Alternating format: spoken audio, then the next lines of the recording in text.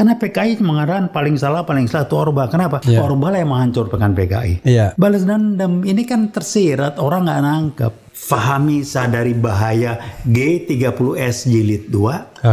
Yang kalau ini sampai terjadi, ini akan dahsyat betul. Tapi yang jelas, ini kalau sampai meledak, tidak dikendalikan seperti Pak Harto dulu, korban banyak dan saya mengatakan berdarah-darah. Mudah-mudahan tidak terjadi dan saya keliru. Kayak riset itu.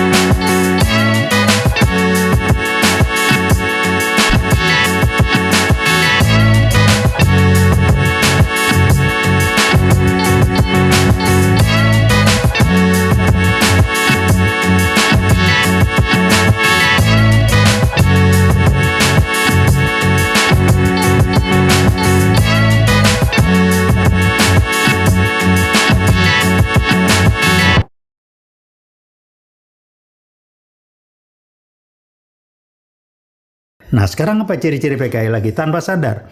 Kalau apa jelek, Orba, Orla yang jelek itu. Orla itu yang nggak benar. Pernah disebut nggak? Karena PKI mengatakan paling salah itu Orba. Kenapa? Orba lah yang menghancurkan PKI. Balas dendam ini kan tersirat, orang nggak nangkep. Karena dia ngalamin zaman Orla kayak apa. Hidup kita susah. Bung Karno saya mengatakan sayang. Dia terakhir disusuin PKI dengan konsep nasakomnya. Kecemplung dia. Tadinya luar biasa. Kita disegani, kita ditakuti. Dua presiden yang membuat bangsa ini disegani dan ditakuti, Bung Karno dan Pak Harto. Dialah leader. Gus Dur sih ya leader, tapi waktunya pendek. Bentar. Dua inilah, yang lain maaf, bukan leader. Ya belajar gitu, anggotanya pada dasarnya gampang, ada ciri-cirinya kok. Apa ciri-cirinya leader? Orang trust dan respect. Walaupun kita berseberangan, tapi kita respect. Nah, kalau yang bukan leader nggak akan mampu. Yang bukan leader itu mainnya di sistem, aturan, hukum. Itu bukan leader. Leader manusianya, mindset orang yang digerakkan. Aturan bisa lemah, tapi leadership kuat ya. Jadi orang nurut tuh karena respect, karena trust, bukan karena transaksional, enggak lah. Ya ini udah amburadul lah, bandingin aja. Saya mengatakan mau diskusi boleh, nanti Bung Refli siapin tempat kita ngomong, boleh diskusi. Jadi bidang saya loh ya, jangan ngomong yang di luar kompetensi saya. Jadi sahabat era sekalian, apalagi yang kita banggakan hidup di era reformasi ini, kecuali bahwa kita masih ada ruang bagi demokrasi menyampaikan pendapat. Tapi kalau itu pun dikriminalisasi, direpresi, ya sudah, kita balik kepada zaman totaliter ya, otoritarianisme. Jadi kita ingin bahwa siapapun yang berbeda pendapat dan keberatan dengan apa-apa yang dilontarkan di sini, ya silakan datang, ya kan? Betul. Silakan datang, silakan bikin statement tandingan atau video tandingan, boleh, saya muat juga. Iya, silakan, betul. Jadi mumpung kan teknologi mempermudah kan? Saya nggak mau datang, saya mau ngomong sendiri, ngomong aja pakai handphone. Nanti rekam. Saya muat di sini. Jadi itu jauh lebih baik dan mencerdaskan sebagai bangsa. Dan para penegak hukum ya jangan baperan. Cepat sekali misalnya menindak ini, menindak itu. Ada baru-baru ini kan ada isu seorang pejabat, itu sebenarnya adik angkatan saya sendiri yang menerima, dianggap ada kaitannya dengan penerimaan gratifikasi atau suap dan lain sebagainya. Tiba-tiba reaksinya cepat sekali kan. dan ketika laporan balik cepat banget dijadikan tersangka orang yang dilaporkan itu. Ya, Nah ini menurut saya ya kita harus patokannya harus good governance, clean government. Itu kan SQ. Iya. Dan SQ-nya jongkok udah lupain aja lah gitu. Saya ya Prof, saya kalau bilang misalnya jadi pemimpin, saya pengen begini itu pemimpin itu. Kalian saya angkat jadi menteri untuk membantu saya. Ya. Kalau kalian dihina warga negara Republik Indonesia yang kalian harus layani, kalian diamkan saja. Nggak usah, itu hak mereka. Tapi kalau kalian tidak tahan, kalian berhenti jadi menteri, itu laporkan kalian ke polisi, tapi Anda sebagai warga negara biasa juga. Mestinya kan begitu kan? Jadi ada equal treatment jadinya. Betul. Kalau ini misalnya ada menteri ngaduin warga negara biasa, lalu ngaduin polisi di bawah kekuasaan eksekutif, kan nggak imbang jadinya. Jenaka lah. Iya. Kan gini hukum di manajemen tuh. Kenapa saya mengatakan kualitas ini adalah gambar? Karena yang angkat pembantu-pembantunya orang ini. Iya. Pembantu benar nggak benar kan dia milih. Iya. Kalau sekarang gini, ini nggak usah ngomong manajemen nih. Iya. Menteri ikut saingan jadi ketum PSSI. Iya. Bedakan ya PSSI cabang olahraga dengan ketum misalkan tenis meja itu beda. Iya. Kok ngurusin begituan ya? Kok presiden diam aja? Iya. Padahal sebelum tidak boleh ngerangkap terus kemarin kemana aja gitu. Jadi dan tidak hanya itu Prof, di dalam Undang-Undang Kementerian Negara itu jelas larangannya. Nggak boleh kan? Tidak boleh merangkap organisasi yang dananya baik seluruh maupun sebagiannya itu bersumber dari APBN dan atau APBD. Tapi Menteri Sri Mulyani katanya jabatannya 30 apa gitu. Makanya saya tanya. Tapi dapat honorarium. Saya udah diem aja. Itu. Makanya saya bilang 30 itu ada kemungkinan ex officio. Nah kalau ex officio tidak terhindarkan. Kalau dia jadi anggota DPR berarti MPR juga. Yeah. Yang kedua karena undang-undang. Tapi yang agak susah ini 3 ini. Karena mau melindungi sesuatu. Kan biasanya gitu kan. Atau tambahan tambahan penghasilan. Kan gini, saya ketemu dengan salah satu menteri BUMN, udah nggak lagi lah. Yeah. Dia cerita, emang dia dapat titipan dari nomor 1 untuk menaruh orang jadi komisaris. Yeah. Yang dia katakan, saya kan komplain, kenapa Anda terima ini orang nggak becus nih perintah. Tapi yang saya lakukan adalah komisaris tidak boleh ikut cawe-cawe urusan direksi. Udah dia cari makan aja. Ini kejadian. Yang sekarang sama, tapi cawe-cawe. Dan menterinya pun gak ada ngurusin. Jadi saya bilang nih, kenapa? Ya memang orang nomor 1-nya memasang dia buat ngaco kali. Yang masang menteri agama siapa? Yang ngomong gonggongan anjing. Kok gak ditegur? Yang menteri ini jabatnya. Dan yang paling lucu adalah ada menteri yang diangkat sejak awal sudah kampanye untuk jadi calon presiden. Kok didiemin itu? Malah di endorse bukan hanya didiem tapi di endorse malah. Jadi saya bilang ya udahlah. Saya cuma mengatakan ke teman, untung gue udah nggak ngajar lagi di fakultas. Kalau gue ngajar organisasi ataupun manajemen, gue nggak jawabnya susah gitu kan. Kecuali gue bilang itu ngaco. Jadi kan nanti kalau Prof ngajar manajemen, anak muridnya tanya. Best practice-nya di yang mana ya? Nah itu kan susah. Saya kan bisa praktisi. Cuma teori doang on the paper di atas kertas. Kacau. Jadi kalau saya misalnya bicara tentang, memang paling ribet di Indonesia ini adalah conflict of interest. Orang nggak paham yang namanya conflict of interest itu seorang malaikat pun nggak boleh. Contoh misalnya. Ketua MK mengatakan, apakah karena kedekatan keluarga menjadikan integritas kita? Enggak, kita enggak mempermasalahkan integritas Anda. Tapi bahwa seorang malaikat pun kalau ada conflict of interest itu harus mundur. Ya nggak boleh itu. Karena bias pasti, itu sekecil apapun bias. Nah, walaupun dia meyakinkan tidak akan bias, tapi orang yang mencari keadilan udah nggak percaya. Kita terus terang saja kalau urusan pemerintah nih, undang-undang omnibus law. Kan udah jelas ngaconya. Membangkang putusan MK. MK suruh buat perbaikan dalam 2 tahun. Tiba-tiba bikin perpu.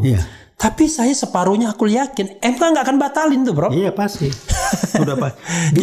Jadi itu soalnya itu yang biar sekalian aja ketua MK dengar ya. Jadi Anda kalau dalam wilayah conflict of interest nggak bisa. Sehebat apapun, walaupun Anda mau jadi malaikat sekalipun, kecuali kalau Anda mau langsung memutus.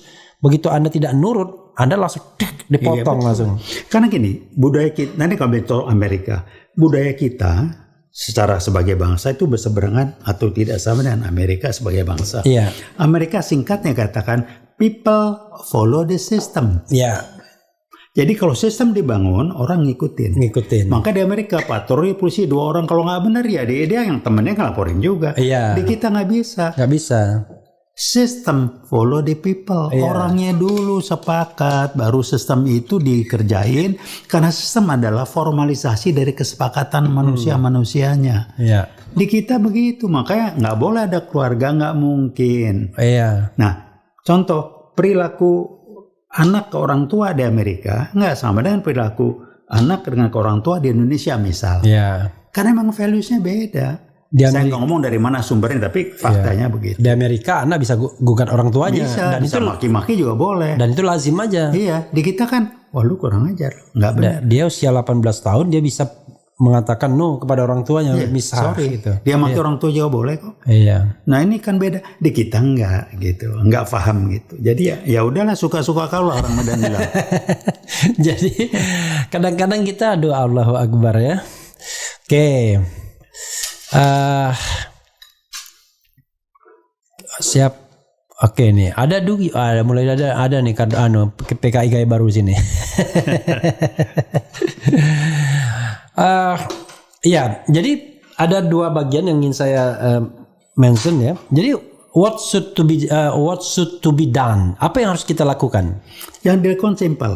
Ya. Jangan diam aja terhadap langkah-langkah rencana PKI gaya baru. 1. Dalam bentuk Pak, angkat semua sumber masalah adalah PKI baru. Jangan kemakan isu oligarki kembali untuk itu mainan mereka, sehingga kita nggak ngomongin ini. 1. Kedua, begitu keluar bahwa dari HAM siapa yang ngomong? Nah, saya ngomong konsep HAM. Konsep HAM Barat dengan Indonesia nggak sama. HAM Barat itu semua orang punya hak untuk ngomong apapun. Di kita boleh, asal lu tidak mengganggu, bertentangan dan nilai-nilai lingkungan di mana lu jadi bagian lingkungan. Komunalitasnya nah, itu HAM-nya nggak sama. Kita mau pakai yang mana? Jadi konsep aja udah nggak paham nangkepnya. Menurut HAM siapa yang ngomong ini? Kasus 50 HAM-nya di mana? Ya, jadi memang udah PKI itu bohong segala macam biasalah. Jadi lawan mereka, angkat ke permukaan, fahami, sadari bahaya G30S jilid 2. Oke. Yang kalau ini sampai terjadi, ini akan dahsyat betul. Karena malah bisa jadi jilid 3 karena kan 48 kan? Oh, kalau 48 3 nih. Kalau 48 jilid 1. Yang ketiga, saya anggap 48 belum ada jilid lah ya. Oke. Tapi boleh aja. Itu masalah letupan-letupan biasa. Iya. Ya belum ada jilid karena gue belum tahu kali. Jadi boleh aja lah. Tapi yang jelas ini kalau sampai meledak tidak dikendalikan seperti Pak Harto dulu, korban banyak dan saya mengatakan berdarah-darah. Mudah-mudahan tidak terjadi dan saya keliru kayak riset itu. Oke. Tapi ngeri betul kalau kejadian. Prof, closing statement Prof ke kamera. Apa aja mau disampaikan ke kamera sini? Dekatkan ini Prof. Baik. Nah, jadi yang ingin saya sampaikan cuma pesan beginilah. Mari kita lihat ke diri kita, periksa diri kita. Apa sih prinsip hidup Anda atau apa sih nilai-nilai hidup Anda? Sebagai contoh, setiap orang harus tahu untuk apa, mau jadi apa kita nanti. Apa pegangan kita, nilai-nilai hidup, yaitu apa yang jadi pegangan kita untuk kita melakukan sesuatu, mengatakan sesuatu, diri kita maupun orang lain benar atau salah yang kita yakini. Nah, tolong kaji. Ukurannya apa? Pancasila itu 5 nilai-nilai utama. Kalau diparsen lagi jadi nilai-nilai inti, ini dipakai 5. Itu jadi pegangan kita. Ketuhanan yang Maha Esa itu ada penjabarannya. Nah, PKI gaya baru itu sudah tidak sama dengan Pancasila. Bukan yang Juni loh ya, yang Agustus kita sepakati. Nah, tolong kita menyadari dan tolong bangun nilai-nilai tanggung jawab, kepedulian. Jangan nunggu kebentur baru kita bereaksi. Jangan ini. Kenapa sih lu yakin gak dengan bahwa Allah nentuin segala-galanya? Agama apapun, ada yakin kan Tuhan yang memutuskan. Do the best dengan tulus, ikhlas, tanpa ada transeki apapun. Serahkan hasilnya berat Tuhan yang Maha Esa.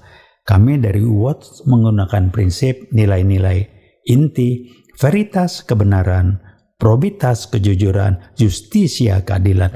Salah satu atau apalagi lebih dari nilai langgar, kita akan bereaksi semampu kita. Kami kampus perjuangan, maaf bukan kampus merdeka. Oke. Gue jaket kuning kampus perjuangan, capek gue. Jadi kampus perjuangan itu jelas ya, kampus merdeka itu nggak mengawang-awang.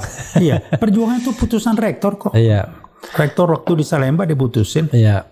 Jadi udahlah. Ya, Sobat RL sekalian, itu tadi ya percakapan dengan Prof.